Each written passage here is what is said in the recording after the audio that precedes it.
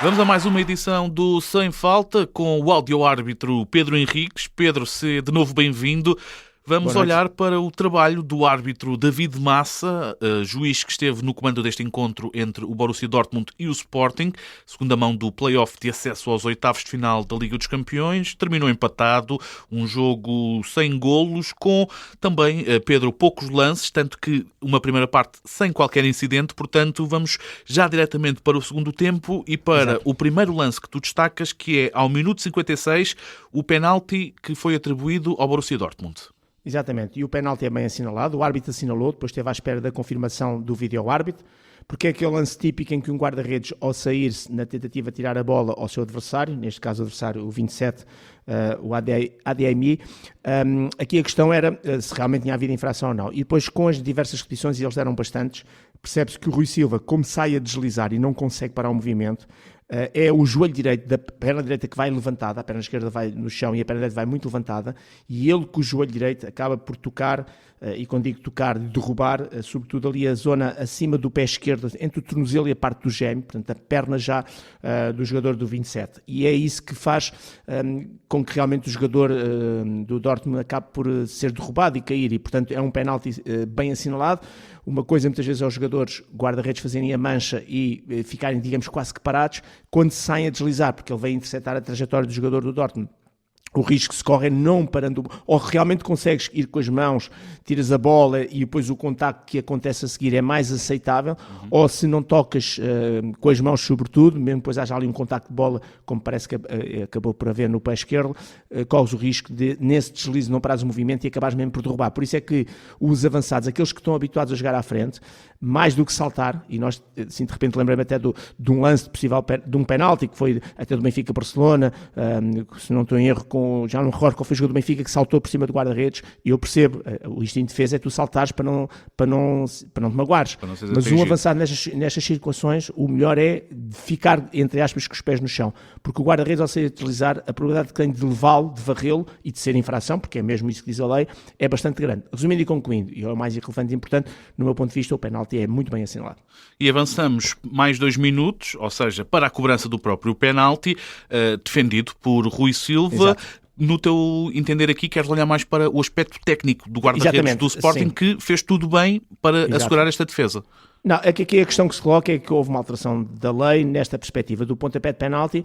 Primeiro, porque o guarda-redes pode movimentar uma das pernas para a frente, sendo que o outro pé, e neste caso ele movimentou a perna direita, que antes, em teoria, não se podia, não havia vídeo-árbitro, e mesmo quando faziam, enfim, quando se movimentavam para a frente, muitas vezes os árbitros não penalizavam. Mas, a partir do momento que há vídeo-árbitro e que faz parte do protocolo o vídeo-árbitro analisar a questão do momento do penalti, se houver alguém que cometa uma infração, o vídeo-árbitro tem que parar as imagens, vê-las e tem que alterar o que quer que seja, ou seja, mandar repetir ou não, pois conforme a circunstância.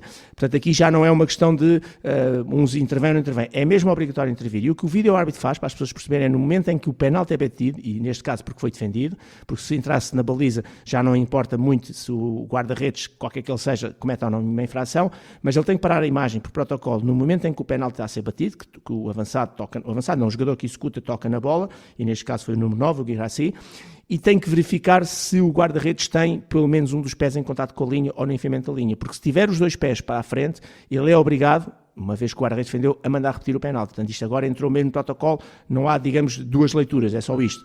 E em caso de golo, Pedro? Não, em caso de golo é para seguir, porque, portanto, o guarda-redes comete uma infração, obedência à lei da vantagem dá golo. É quando o guarda-redes defende, ou naquelas situações que de vez em quando temos, que a bola, sendo defendida ou ir ao poste, volta para a área e aparece alguém, colega do atacante ou colega da equipa que está a defender, do guarda-redes, que chuta a bola depois, ou um que faz a recarga para a baliza, ou o defesa que tira. E nesse caso, o que é que se vai verificar? Se aquele jogador que entrou na área, entrou antes da bola ser batida, o penalti ser batido, e se entrou, também aqui, depois conforme se é avançado, se é defesa, será repetido, não será repetido, livre indireto, há ali várias soluções, conforme se é colega do atacante, se é colega da equipa que está a defender. Mas isto para dizer o quê? Que o VAR agora é obrigado, sempre que a bola, neste caso, não entra a baliza e que alguém defende, ou que alguém entra na área e depois ele via, após a bola vir do posto ou da defesa, é obrigado a intervir. Resumindo e concluindo, e isto é que é importante as pessoas perceberem desta alteração da lei, que é o guarda-redes pode movimentar uma perna para a frente, o Rui Silva fez isso com o pé direito, desde que o de pé, neste caso foi o esquerdo, ficou mesmo sobre a linha de baliza. Portanto, tudo correto, tudo certo, e a defesa legal, e portanto era isso que me apraz dizer aqui em relação a este lance. Avançamos para o minuto 73, o golo que é anulado ao Dortmund. Pedro Henriques, foi bem anulado?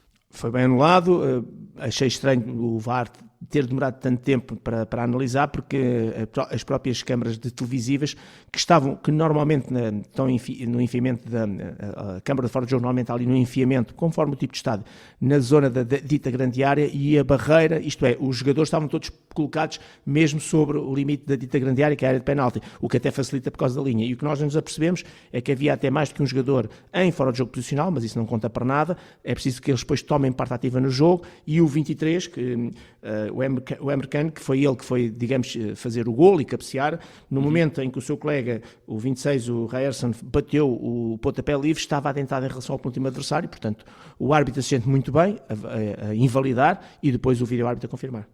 O último lance que destacas, Pedro Henrique, deste Borussia Dortmund Sporting, é ao minuto 75, o cartão amarelo mostrado a Sabitzer.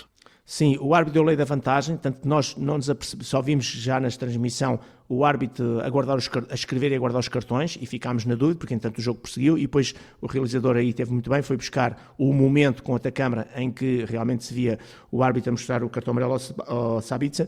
E porquê? Porque é uma entrada junto à linha lateral, duríssima, sobre o João Moreira, ele entra com o pé direito e acaba por acertar no pé esquerdo, e o próprio joelho direito também no joelho esquerdo do jogador do Sporting, chamada entrada negligente, não tem em conta o perigo e as consequências do seu ato, e o árbitro, no único cartão amarelo mostrado, bem a decidir aqui também neste aspecto disciplinar. E tu bem que tinhas dito que David Massa, por norma, era poupadinho, digamos assim, nos Exato. Cartões.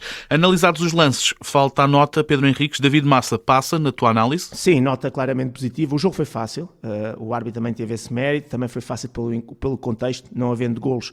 Este jogo só animaria se houvesse golos, sobretudo se fosse da parte do Sporting, porque iria de alguma maneira obrigar o Dortmund a reagir. Não havendo, a coisa andou sempre tranquila. Isto é um jogo que tem apenas um cartão amarelo, e este árbitro tem uma média de 2,5 cartões amarelos na Champions League, dos 6 jogos que já fez, uma média baixíssima. Já no jogo que ele arbitrou do Bayern Munique com o Benfica tinha mostrado 3 amarelos. Tem uma média de faltas baixíssima também, 16, hoje assinalou 19 faltas, e curiosamente 14 cometidas pelo Dortmund, e o Sporting apenas cometeu 5, portanto também um número fora do normal, mas de qualquer maneira 19 faltas. Teve bem no penalti assinalado, depois na questão da defesa, que também é toda legal, no gol anulado, e temos aqui lances são importantes, um penalti e um gol anulado são sempre momentos relevantes e importantes, e disciplinarmente é certo que num jogo com outro contexto podia ter aqui ou lá puxado de outro cartão. Nós até falámos naquele lance do Debast que empurra, enfim, um adversário com o jogo interrompido, noutro contexto, noutro jogo, se calhar sairia o cartão amarelo. Ali fez uma advertência verbal, o que eu percebo perfeitamente no contexto que foi, na Champions League, no jogo que está perfeitamente controlado. Portanto, uma arbitragem segura, positiva. Também não vou dar mais nota, porque também não foi solicitado assim grande grau de dificuldade, mas o que importa aqui, mais do que a nota, é o aspecto qualitativo.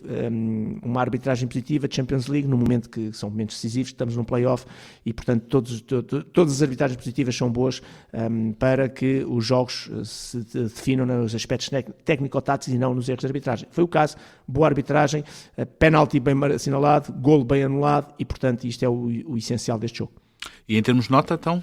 Tens o número? Nota 7, exatamente, nota 7. Nota 7 dada por Pedro Henriques ao trabalho de David Massa, esteve no comando deste Borussia Dortmund Sporting, encontro que terminou empatado a 0, e é desta forma que fechamos mais uma edição do Sem Falta. Pedro Henriques, muito obrigado. É sempre um gosto.